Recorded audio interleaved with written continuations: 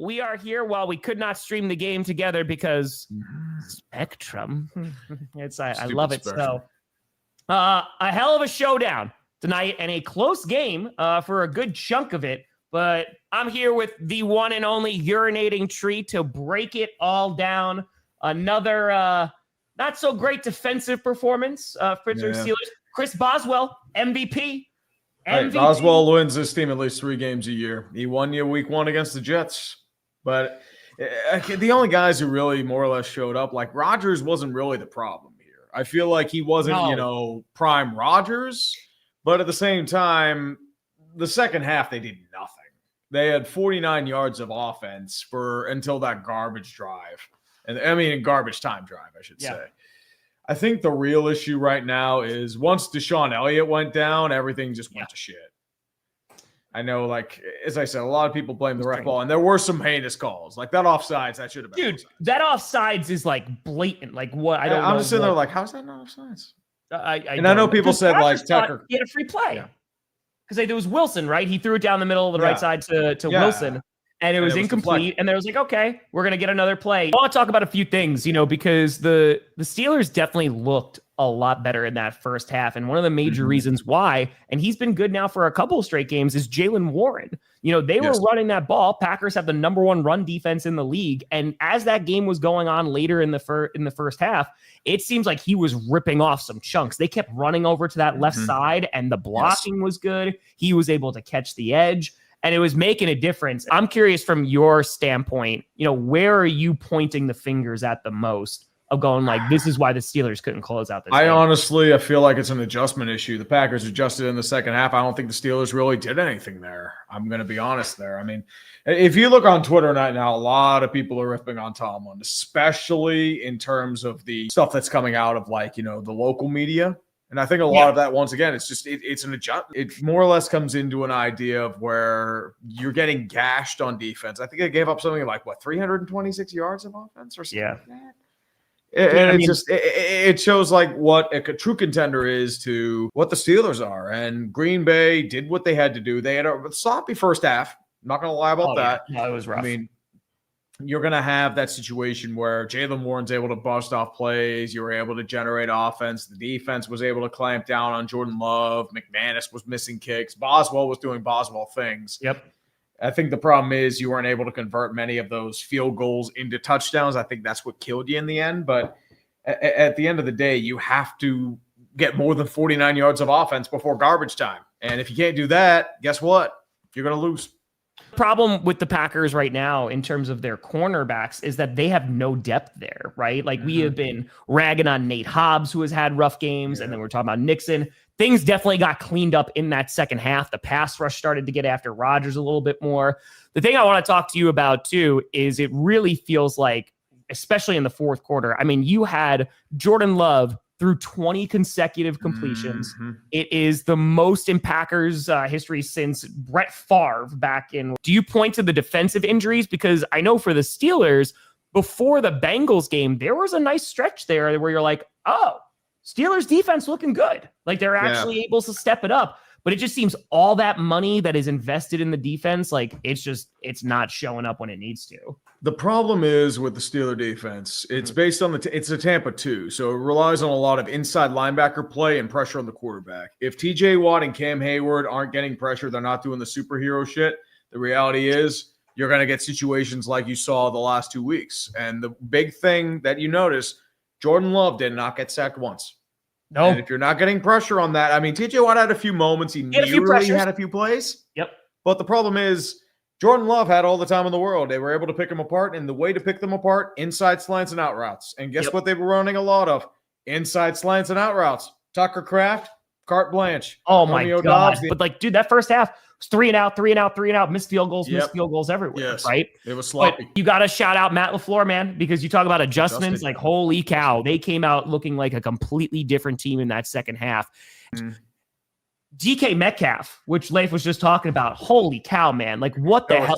That is a drive killer. And I'm just sitting there screaming at him when he's poking him in the eye. I'm like, dude, You have gone from a 3rd and 3 to a near impossible situation. That might have killed them more than the Gainwell fumble, if I'm going to be completely honest here. Yeah. And he's had that issue in Seattle too. And I've known a few people have mentioned that as well.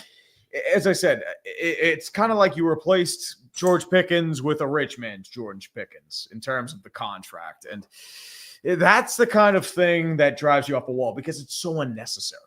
That's the thing that takes it out of the way. There's no reason to poke a dude in the damn eye. No. When you are literally fighting for your apparently. life, when you're trying to gain another game on your division, when the Bengals lose a horrific game to the Jets because they can't play defense, the Ravens win against the Bears, and now you're in a situation where, instead of 3 games, now you're kind of questioning, okay, is this it? Because you play the Colts next week.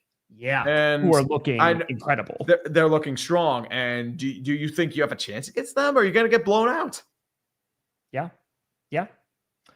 Well, that's the thing, Caleb. I don't even know if the Packers need to address a kicker situation because when Haversick came in, he was perfect for 2 straight weeks. Mm-hmm. So, it makes sense why McManus is in there, right? Because he's the guy that you're paying all that money to. And so if he can play, he's going to play. And 2 weeks, McManus has been really solid for Green Bay. Don't get me wrong. And even that long kick, I think it was like a 56-yard attempt. It's like, okay, he misses that. It happens. Yeah. But that one right before half when it was like a 44-yarder, that was a problem. You need to hit that, especially when this looked like it was going to be a field goal game for the majority of the first half. And I know Heinz Field gets a little tough in terms of its kicking, but at the same time, Boswell just nails it down the middle. It's like magnets are attracted to that ball and just drives it. Yep. It's like, Boswell. You and I have talked about this for years, right? That Mike Tomlin and talking about it might just be a point where it's like, hey, there needs to be a change, right? But like the Packers, it is very rare for them to move on from their coaches, and it usually takes a lot. And I feel like for the Steelers, nothing's over, but it's kind of what you were talking about. I feel like you just kind of get a sense after these last 2 weeks of okay, this is where the Steelers are. They can win games. They can put things together, right? And if things are firing on all cylinders, you're rocking. But that defense, where all that money is tied up right now, there are some gaping holes in that defense, especially looking at that secondary. Dude, there was throws that Jordan Love did, to Tucker Kraft. They were all prayers. Yeah, and then Deshaun Elliott had the injury, and I mean that seems like a season ender, especially with the way he wasn't putting much on it, and that's a killer because with that secondary now you're looking at Juan Thornhill and Chuck Clark, and that's the highlight of your secondary. And you talk about flaws. This defense is really old. Jalen Ramsey in his 30s. Darius Slay in his 30s. He gets burned pretty frequently because, he's 33, 32. It happens like that. Yeah. You have Patrick Queen, who's, relatively young. Sure. Cam Hayward's 37. You have a couple guys that are still more or less bouncing around who are just, okay. I mean, great. You have names, but this is like a defense that would have done all right in 2020. But as I said, if TJ Watt is not doing superhero shit, and he's masked a lot of flaws on this defense for a long time, you get situations like you had today. You have situations where you give up 470 yards to the Bengals. You give up 450 yards to the Green Bay Packers. And you just look foolish. Because, as I said, we've been on the same carousel since 2017, 2018. It's been a bit. And the organization doesn't want to change anything because they think everything's fine. Because the reality is the problem is the schematics. Yeah. They've changed everything. You've changed players. You've changed personnel. You've changed quarterback. You've changed coordinators. You've changed pretty much everything. The only thing you haven't changed, owner, coach, scheme. Those are the only things you haven't changed. Yeah. And the problem I know a lot of the national media tries to play defense for Tomlin, and I get it. He's a good coach, but he's past his expiration date. He's been there for a long time. Same thing with Harbaugh in Baltimore. It just is what it is. Yeah. Unless, Tree, you feel differently about those unis. They're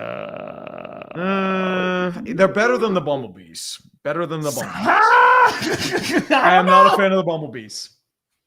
I don't love the Bumblebees either, but I don't know about that one. Look, I remember there's a picture of Barry Foster wearing that jersey back in the 90s, and it was terrible.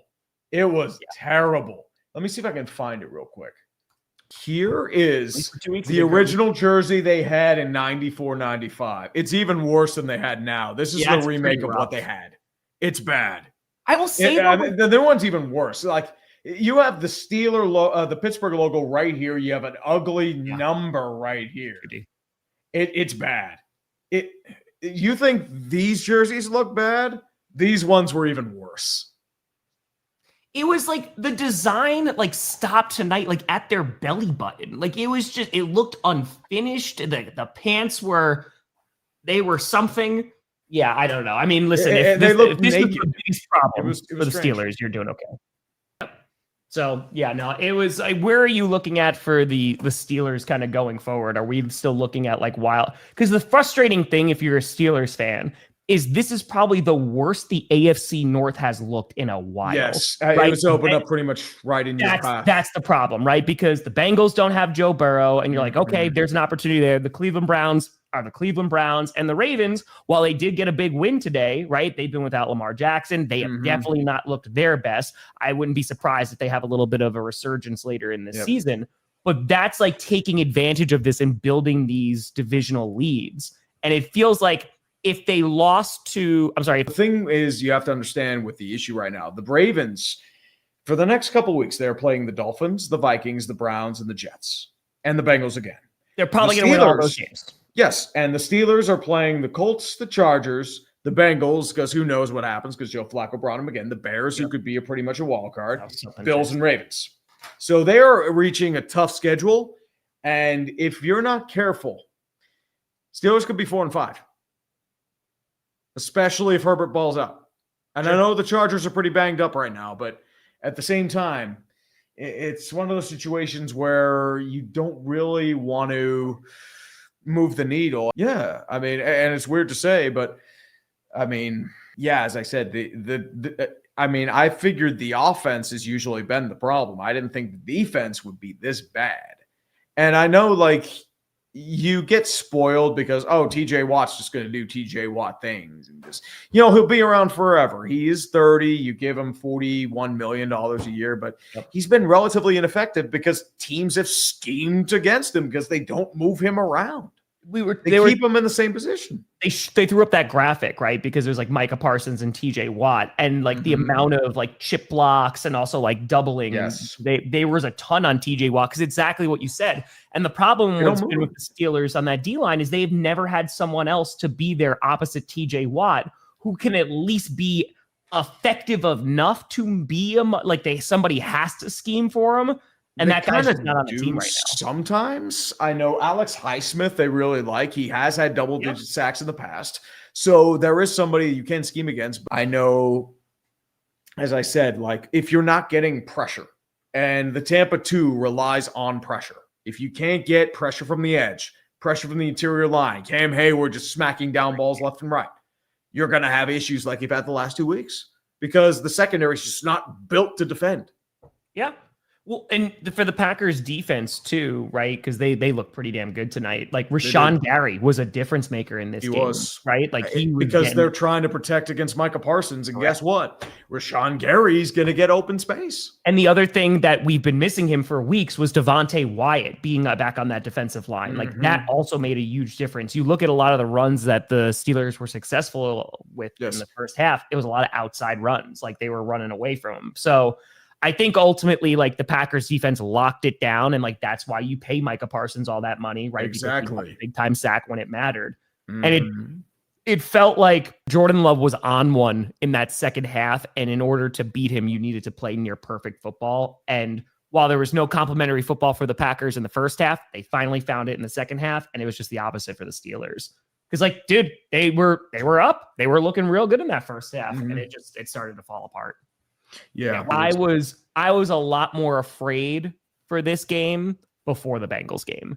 And then when I saw, like, we don't have Jamar Chase, but when I saw what that secondary was looking like, I was like, ooh, I don't know about that one. I legitimately thought the Steelers were going to, like, Packers were going to randomly just kind of play down like they've done the last couple weeks, kind of struggle, sputter, and then Steelers would somehow pull it away. That's what I honestly thought it would be, because it's like, it's kind of that kind of MO for both teams, but it just, it just kind of fell apart in the second half. It was looking that way for a first half. But as I said, it's just Packers showed their might. They were able to adjust, make the corrections that they needed, and just clamped.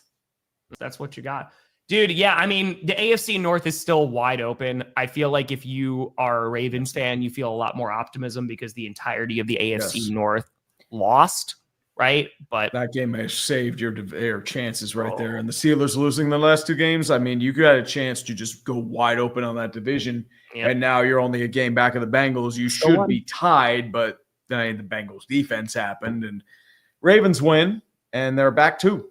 They got the Panthers next week. We'll see if they have Bryce Young back. You know, that will make a big difference on who's quarterbacking, because if you look at the Panthers today, boy, Andy Dalton.